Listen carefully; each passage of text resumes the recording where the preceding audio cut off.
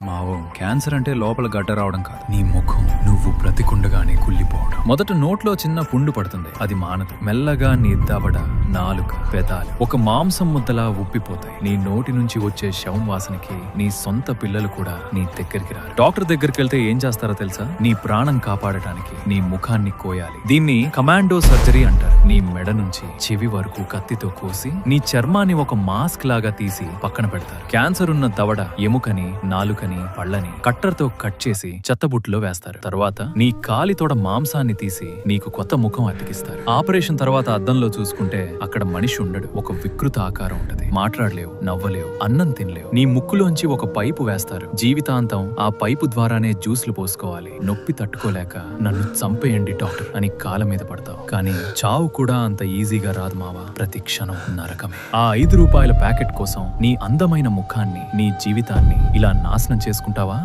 ఈ క్షణమే దాన్ని ఉమ్మే, లేకపోతే రేపు రక్తం ఉమ్మాల్సి వస్తుంది. Choice is yours.